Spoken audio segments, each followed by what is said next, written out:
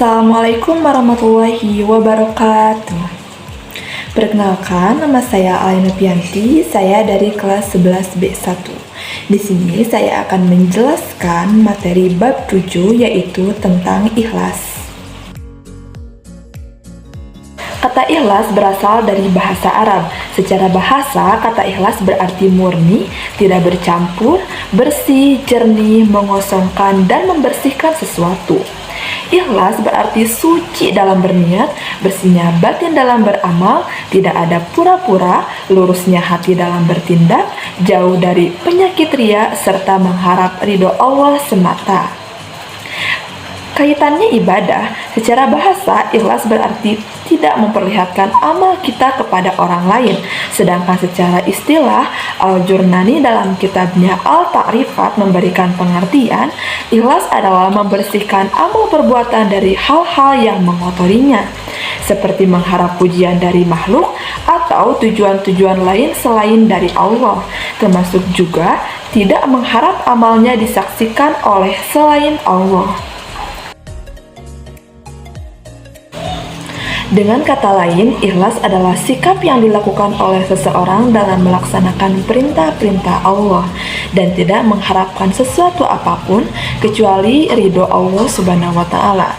Jadi, ikhlas merupakan sesuatu hal yang sifatnya batin dan ia merupakan perasaan halus yang tidak dapat diketahui oleh siapapun kecuali pelakunya dan Allah Subhanahu wa Ta'ala.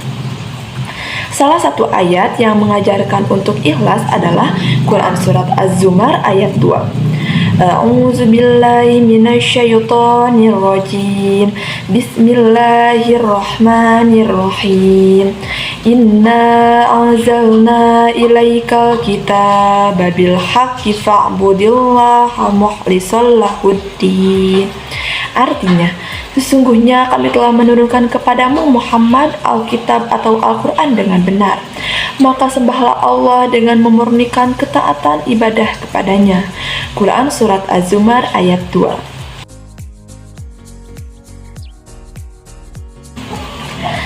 Ali Abdul Halim 2010 mengatakan bahwa ikhlas dapat dibagi menjadi 3 tingkatan, yaitu yang pertama adalah orang awam atau umum. Pada tingkatan ini, seseorang beribadah kepada Allah Subhanahu wa Ta'ala, tujuannya mencari dan menghitung kehitungan dunia dan akhirat. Contohnya, seseorang melakukan ibadah sholat atau memberi sedekah kepada anak yatim dengan tujuan ingin agar badannya sehat, hartanya banyak, mendapat bidadari, dan nanti di akhirat masuk surga. Yang kedua adalah orang hawah atau khusus. Pada tingkatan ini, seseorang beribadah hanya untuk mencari keuntungan akhirat, bukan lagi berorientasi pada keuntungan dunia. Seseorang pada tingkatan ini beribadah sambil hatinya berharap untuk memperoleh pahala, surga, dan semua yang berorientasi pada akhirat. Dan yang terakhir yaitu adalah orang hawasul hawas atau excellent. Seseorang masuk dalam tingkatan ini apabila ia beribadah tidak ada motivasi apapun kecuali mengharap ridho Allah Subhanahu wa Ta'ala. Ia beribadah setiap hari bukan sebagai kewajiban. Ia beribadah tidak lagi didasari keinginan di dunia maupun akhirat, melainkan didasari oleh rasa muhabbah atau cinta dan rindu kepada Allah Subhanahu wa Ta'ala. Sehingga orang pada tingkatan ini mencapai kenikmatan dalam setiap ibadah yang dikerjakan. Nah, kemudian bagaimana sih caranya agar dapat memiliki sifat ikhlas? Imam Zunnun menjelaskan yaitu seseorang harus bersungguh-sungguh, sabar, serta terus-menerus istiqomah dalam beramal sehingga ia akan terbiasa dengan perbuatan baik. Menurutnya ada 3 ciri seorang yang ikhlas dalam beramal, yaitu 1. Tidak lagi mengharap atau menghiraukan pujian dan hinaan orang lain.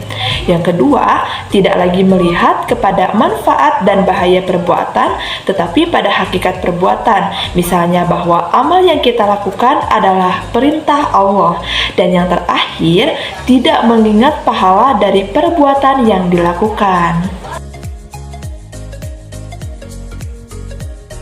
Sekarang, manfaatnya ikhlas diantaranya adalah terhindar dari tipu daya setan atau iblis, sehingga kalian dapat selamat dari berbagai macam godaan dan tipu daya yang menyebabkan kita atau kalian jauh dari petunjuk agama.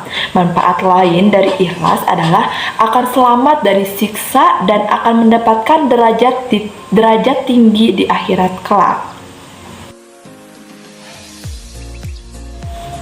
Selanjutnya yaitu saya akan menyampaikan sebuah cerita tentang ikhlas yang berjudul tentang keikhlasan Rasulullah SAW yang memberikan makanan kepada pengemis buta yang selalu menghinanya.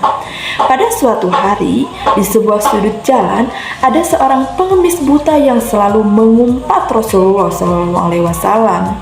Ia selalu berkata kepada setiap orang yang mendatanginya, "Wahai saudaraku, jangan dekati Muhammad.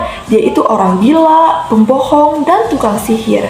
Apabila kalian mendekatinya, maka kalian pasti akan dipengaruhinya." Tiada hal lain yang dilakukan oleh si pengemis buta itu selain menengadahkan tangan dan meneriakkan kata-kata itu berulang kali. Namun, di setiap pagi, selalu saja ada seorang pria yang mendatanginya dan membawakannya makanan. Dan tanpa basa-basi, pria itu pun langsung menyuapkan makanan tersebut ke si pengemis buta itu. Pada suatu ketika, si pria yang selalu datang mendatanginya itu tak lagi datang kepadanya. Ia semakin hari semakin kelaparan dan bertanya kepada dirinya sendiri apa yang telah terjadi kepada si pria itu. Hingga suatu ketika ada pria lain yang mendatanginya dan membawakannya makanan. Namun ketika saat ia akan menyuapkan makanan ke si pengemis buta itu, si pengemis buta itu marah sambil menghardik. "Engkau siapa? Engkau bukan orang yang biasa mendatangiku," ujar si pengemis buta itu. Si pria lain itu pun menjawab, "Aku adalah orang yang biasa mendatangimu." "Tidak, engkau pasti bohong. Sebab apabila ia datang kepadaku, tidak susah tangan ini memegang dan tidak sulit mulut ini mengunyah." Mendengar perkataan si pengemis buta itu, si pria lain itu langsung menangis. Ia berkata sambil menangis, "Aku memang bukanlah orang yang selalu mendatangimu dan membawakanmu makanan. Aku adalah salah seorang dari sahabatnya. Namaku adalah Abu Bakar, orang yang biasa mendatangimu dan membawakanmu makanan. Ia telah meninggal dunia. Ia adalah Muhammad SAW." Si pengemis buta itu terkejut, tubuhnya bergetar, ia menangis deras seolah tak terbendung. Mengenang manusia mulia yang selalu dimakinya setiap hari. Sungguh keikhlasan Rasulullah SAW tiada tara. Pada umumnya, seseorang dapat ikhlas diuji dalam hal yang menyenangkan. Namun, ketika Allah menguji dalam hal yang tidak menyenangkan, pasti seseorang itu akan merasa sulit. Beda halnya dengan Nabi Muhammad SAW dalam menyebarkan agama Islam, agama Allah yang harus membutuhkan keikhlasan dan kesabaran yang mungkin tidak dapat ditempuh oleh orang-orang biasa seperti kita atau nabi-nabi selain Nabi Muhammad SAW. Ikhlas merupakan satu kata yang mudah diucapkan namun sulit untuk dijalankan. Ikhlas menerima apa yang Allah beri dan sabar apabila pemberian itu Allah ambil kembali. Nah, untuk itu, marilah kita semua untuk senantiasa ikhlas dalam keadaan apapun. Percayalah bahwa janji Allah itu benar dan yakinlah bahwa ikhlas akan membuahkan kebahagiaan hidup. Nah, mungkin itu saja yang dapat saya sampaikan pada materi ikhlas. Mohon maaf apabila masih banyak sekali kekurangannya. Wassalamualaikum warahmatullahi wabarakatuh.